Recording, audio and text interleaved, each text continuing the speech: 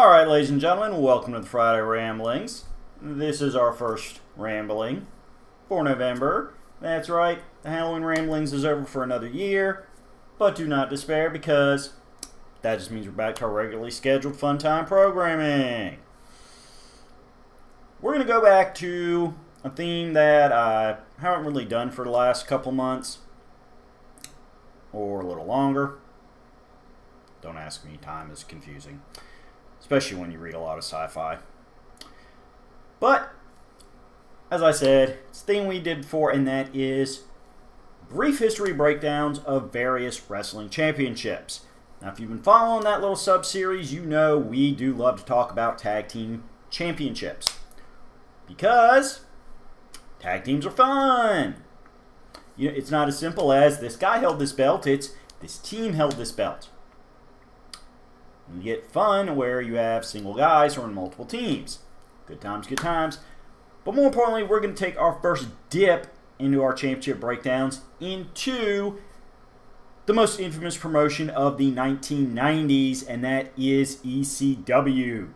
Extreme Championship Wrestling, originally known as Eastern Championship Wrestling, back when it was still in NWA territory,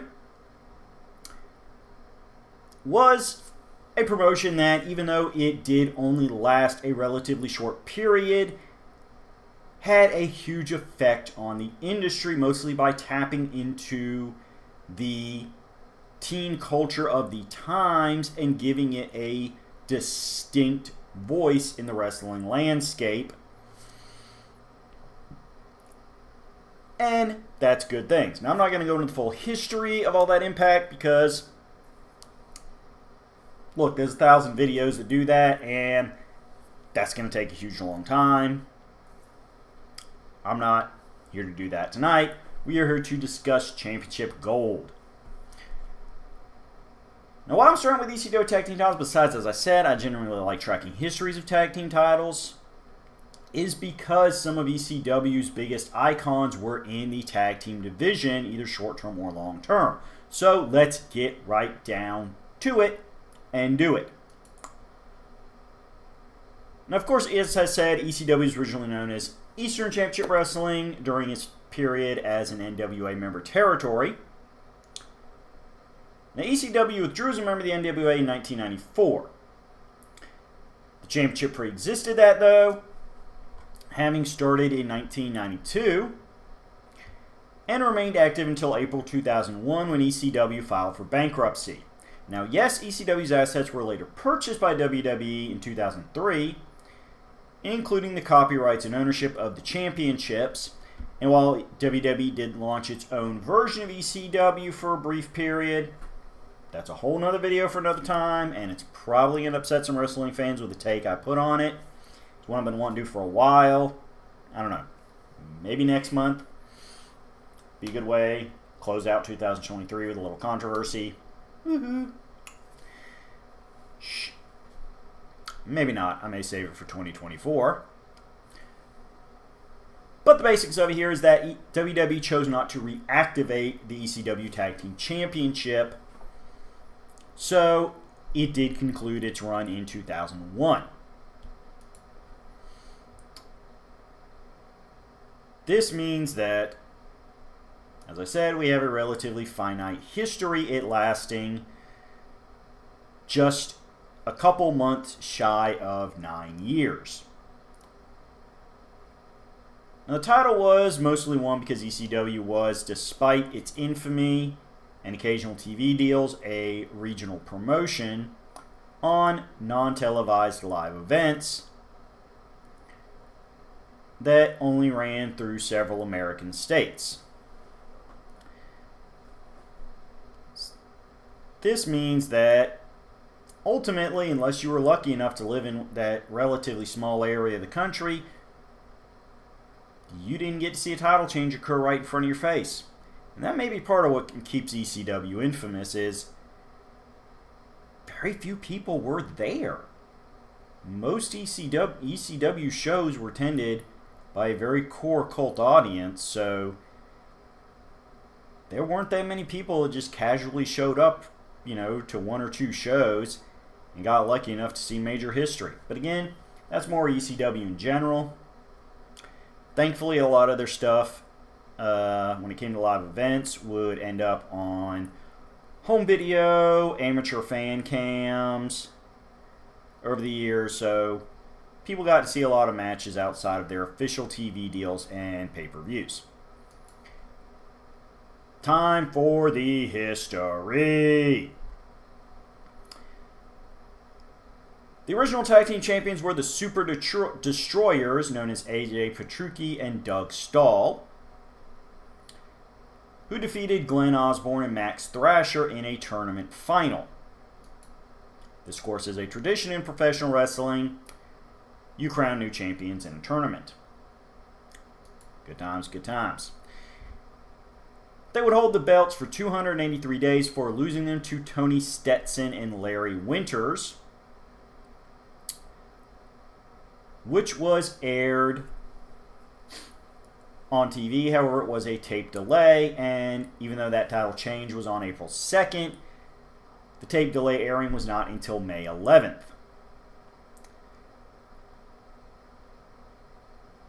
Now, again, here's where the nature of tape delay and pre-taping gets weird.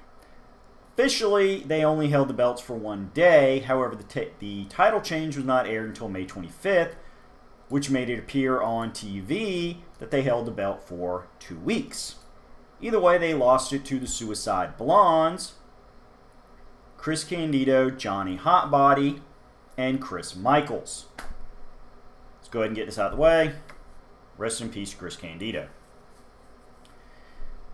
Now, officially, Hotbody and Candido were the ones who won the belts in the match. However, they used the infamous Freebird rule to say that any two-man combination of the three could defend the belts. 42 days later, or July 6th, if you're watching on tape delay, Super Destroyers won the belts back, only to lose them at another card taped on the same day, but aired July 20th, again another pseudo 2-week reign, to the Suicide Blondes, so both teams now have 2 reigns each. This reign will last 61 days before it was vacated when Chris Candido jumped to Smoky Mountain Wrestling. Now, again, I'm not a major historian for ECW. I'm not sure exactly why you had a 3-man team defending 2-man belts that felt like it had to break up when 1 man left.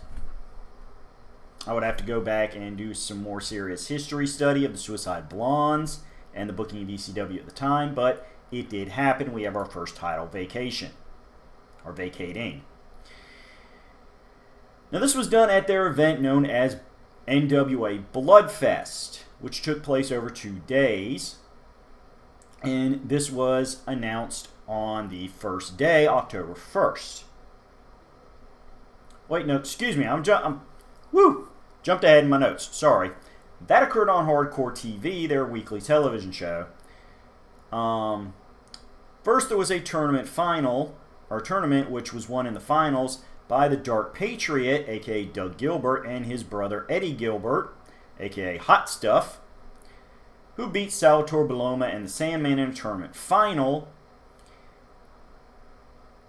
that was aired on September 7th via tape delay, although originally took place on August 8th. So it took them about a month to have everybody see that they won the belts. Again, tape delays get confusing. They vacated the belt when Eddie Gilbert left ECW, which brings us to October 1st, aka Bloodfest Day 1. Whew, sorry about that. But hey, that's why I record this live, to let you know I am human and I can get a little sometimes. It's okay. We are all people that are allowed to make mistakes. However, on the same day as the vacating being officially announced, Johnny Hotbody, who you remember was a member of the Suicide Blondes, and Tony Stetson, who was part of the second tag team champions, teamed up to win the belts, although it was simply awarded to them. And 43 days later, they would lose them to Johnny Gunn and ECW icon Tommy Dreamer. Johnny Gunn is also known as Tom Brandi, aka Salvatore Sincere, in his WWE run. 21 days later, however, they would lose them to Kevin Sullivan and the Tasmaniac, these days known simply as Taz. Woo! Kevin Sullivan, of course, was an NWA mainstay and legend at this point. Taz, like Tommy Dreamer, was an up-and-comer. Good team combo. Now, it should be noted officially, Sullivan and Tasmaniac defeated Tommy Dreamer and Shane Douglas, who was substituting for the injured Johnny Gunn. And while this match was taped on December 4th, it was not aired until December 14th. Hey, only 10 days. We're getting a little better. Unfortunately, the title was vacated 63 days later on February 5th due to the controversial finish of a title defense against the Bruise Brothers, also known as the Harris Brothers, and about a dozen other gimmick team names. The Harris Brothers are definitely going to be a discussion video on their own. So on March 5th, Kevin Sullivan and the Tasmaniac won the belts back for their second recognized names after defeating the Bruise Brothers. However, only one day later, the Public Enemy ECW Legends won their first tag team title reign. The tape delay only being 2 days on March 8th. They would notch in the longest title reign at the time of 174 days. Well, no, excuse me, that's less than the initial reign of the Super Destroyers, who had 283 days, but the longest since the original. So, good job. They would eventually lose it to Cactus Jack, aka Mick Foley, and Mikey Whipwreck during an event known as the NWA World Title Tournament, a supercard that is famous for being the night that Eastern Championship Wrestling went extreme, when Shane Douglas won the NWA World Title before throwing it to the ground, declaring himself ECW World Champion, and basically burying the entire NWA concept, this being the on-air signaling that Eastern Championship Wrestling was leaving the NWA and rebranding itself. So, there were two big things that happened at that night for ECW. Cactus Jack and Mikey Whipwreck would hold the belt for 70 days before the Public Enemy won it back at November to Remember, holding it for 91 days for losing it at the Double Tables event to the ECW version of the Dangerous Alliance, which was Sabu and our old buddy the Tasmaniac. 21 days later, at Return of the Funker, Chris Benoit and Dean Malenko, representing the Triple Threat, would become tag team champions before the Public Enemy shows back up at Three-Way Dance in a three-way dance match also involving Rick Steiner and the Tasmaniac. See, I told you, some of those singles guys love to swap partners back and forth. And Public Enemy would get another 83 days with the belt before Raven and his most iconic and longest running loyal lackey, Stevie Richards, who has an excellent YouTube channel going on that you should definitely check out. Support him, especially as he continues to recover from his major health issues that have occurred over the course of the past year. Raven and Stevie Richards won it at Mountaintop Madness and held it for 78 days before ECW legends the Pitbulls, aka Pitbull number 1 and Pitbull number 2, aka Gary Wolf and Anthony Durante, would win it at Gangsta's Paradise, holding it for 3 weeks before Raven and Stevie Richards won it at Hardcore TV, only to lose it that same day in a three-way dance with the Gangstas and the new champions, the Public Enemy, making their fourth reign. They would also hold it for only 3 weeks before losing it to Too Cold Scorpio, known to WWE fans as Flash Funk, and the Sandman. Scorpio defeated Rocco Rock in a title versus title singles match to win the tag team titles and retain his ECW World Television Championship, choosing Sandman as his partner to defend the tag titles with. Cactus Jack and Mikey Whipwreck would win them back at Holiday Hell, when Whipwreck defeated Too Cold Scorpio in a singles match to win both the tag team titles and the World Television Championship. Cactus Jack then charges out from the backstage area and declares himself to be Mikey's partner. The team would hold the belts for 36 days before the Eliminators came calling. At Big Apple Blizzard Blast on February 3rd, the Eliminators began their 182-day reign before the Gangstas finally won their first gold in a four-way dance, which also involved the Bruise Brothers and the Samoan Gangsta Party, members of the famous Anawa clan, at the August 3rd event known as The Doctor Is In. 139 days later, the Eliminators would win it back at the December 20th Hardcore TV, or rather on the December 20th taping, which occurred on December 31st. So, hey, right at the end of the year. Pardon me.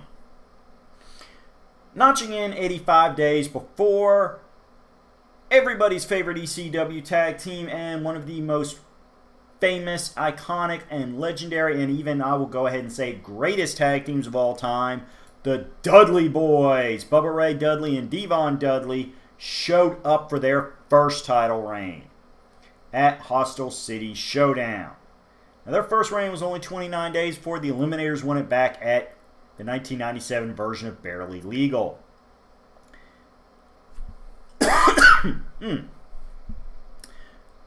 68 days later, though, the Dudley Boys would regain them back at a Hardcore TV taping, defeating John Cronus in a handicap match as a result of a sidelining injury sustained by Saturn. 29 days later, the Gangstas would grab their second title reign in a steel cage match on the Heat Wave event. They would hold the titles for a month before the Dudley Boys showed up at Hardcore Heaven and won the championship via forfeit as a result of Mustafa Saeed leaving the promotion before the Hardcore Heaven event took place. 34 days later, the newly crowned team of the Gangsta Naders, this would be Cronus from the Eliminators and New Jack from the Gangstas, teaming up, would get their first reign on the September event known as Good As It Gets, which is good times. However, 28 days later, this merge of a tag team would be defeated by Little Guido and Tracy Smothers of the Full-Blooded Italians, who would get a 48-day reign for Icons, the Can-Am Express, a.k.a. Doug Furnace and Phil LaFawn, who himself was occasionally known as Dan Croft, would win them on December 5th at a live event before dropping them one day later to Chris Candido, who's back in the tag team division with his new partner Lance Storm as part of a three-way dance also involving the Hardcore Chair Swinging Freaks, a.k.a. Axel Rotten and Balls Mahoney. Woo! Now, Chris Candido and Lance Storm would manage a 203-day title reign. Epic! Before in June of 1998, dropping it to Rob Van Dam and Sabu, who would go on to hold the belts for 119 days, finally dropping them in at the end of October to the Dudley Boys, who would hold them for a week before losing them to Balls Mahoney and Masada Tanaka. Unfortunately, Mahoney and Tanaka would only manage a 5-day reign before the Dudley Boys picked up their 5th reign at the start of November, putting 37 more days on their record before Sabu and Rob Van Dam won their 2nd championship as a team at the ECW FMW Super Show 2 in Tokyo, Japan. Ooh. All this violence has my throat a bit parched, but don't worry, we're running through it, folks. We're already up to December 1998.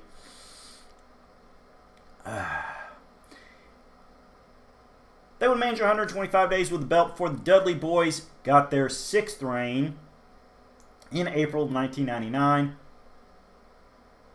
winning them in a singles match when Devon Dudley defeated Rob Van Dam.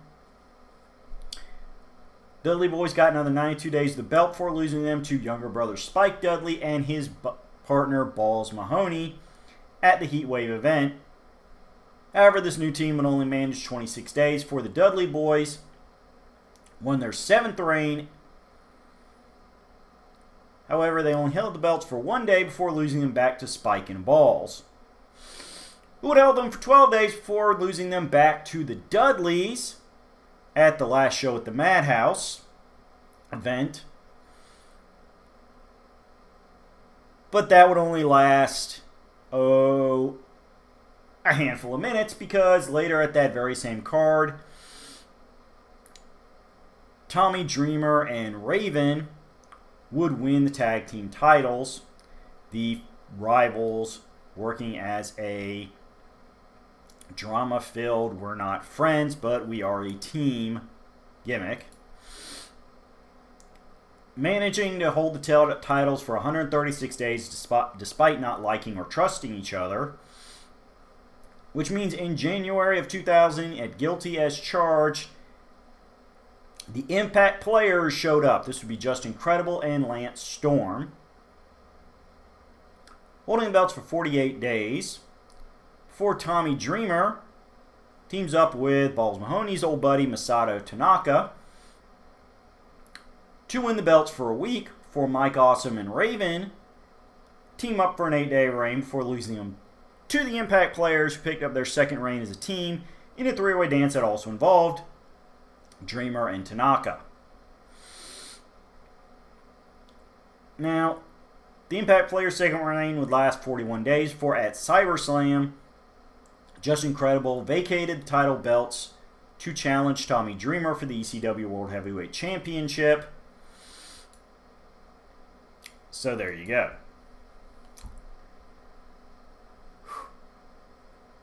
On August 25th, 2000, Midtown Massacre, the Unholy Alliance, which is Yoshihiro Tajiri and Mikey Whipwreck, would win them in a 3-way dance also involving Tommy Dreamer and Jerry Lynn and Simon Diamond and Johnny Swinger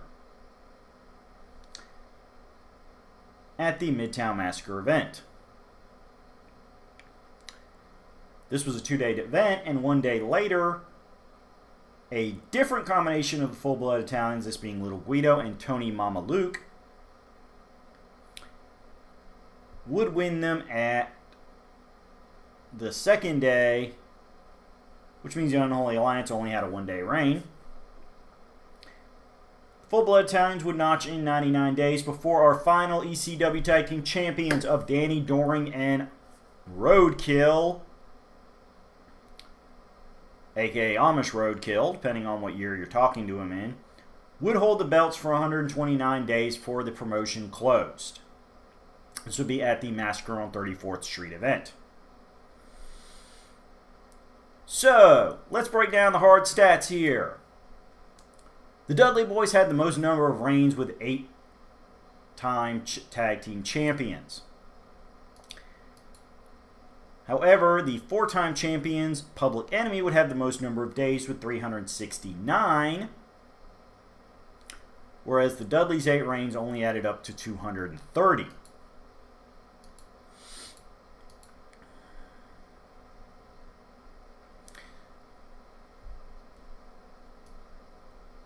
The longest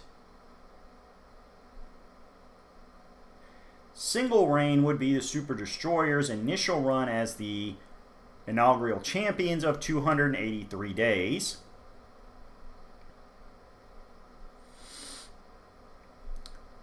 And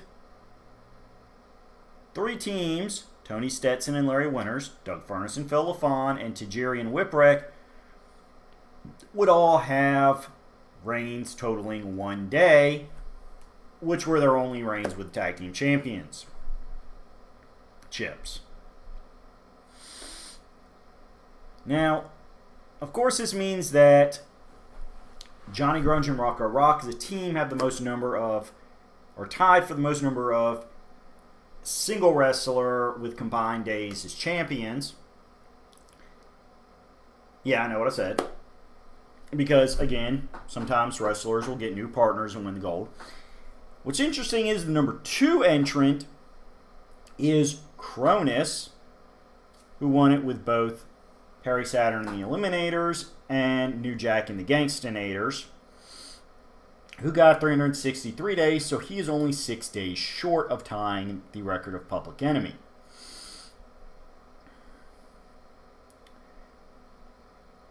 Good times. And of course, winners, Larry Winters, Doug Furnace, Phil LaFon, and Yoshihiro Tajiri all have the single reign of 1 day tied. Mike Awesome only had 1 reign, but he managed 8 days. Good times. Because, because all 3 of them were also tied for champions of that.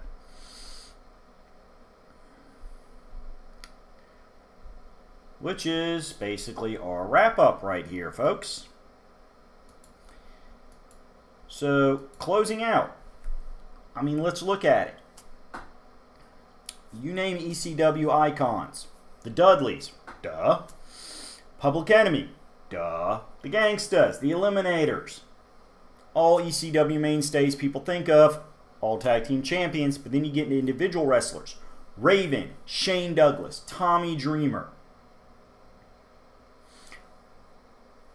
Cactus Jack, Mikey Whipwreck, all had the Sandman, all had runs as tag team champions. Some of them with multiple partners. Really, we could say the late Terry Funk may be the only major name that's a part of ECW legend that never held the tag team championships, which says a lot about how important the belts were for the promotion. ECW booking definitely shows, through looking at the tag team history, that even if you were a single star, if the booking wasn't ready to give you a push with one of their singles belts, they kept you hot and looking dominant with some time in the tag team division. Whereas a lot of companies, if they cool down on somebody temporarily, they'll just have them wander around the mid-card in non-title feuds. Or, God forbid, losing to champions a lot, which really cools you down hard, and I don't recommend it for somebody you feel, oh yeah, we'll get back to him in 8 months, maybe a year. Well, don't have them losing every month to other champions then. Either keep them away from titles altogether or put them in the tag ranks. Much better way to handle it. So for that, if nothing else, we're going to salute ECW there. And that's not the end of ECW. As I said, there's a few other subjects involving it I want to discuss. A couple more belt histories we can go through. Regardless, this has been Roulette Productions. This has been the Friday Ramblings. We have given you just a little peek at ECW history and some names you can research in YouTube. Even a few matches you can research in YouTube. Or look up on the WWE Network, since they have the ECW tape library and copyright, which we said earlier. Go at it. Have a good time. And remember, come back in 7 because we're always going to be here to talk about how much fun your entertainment can be, and to give you a little dose of happiness and positivity on your Friday. Because what better way to transition between the work week and the weekend than with some fun time discussing the things we like. Bye-bye, folks.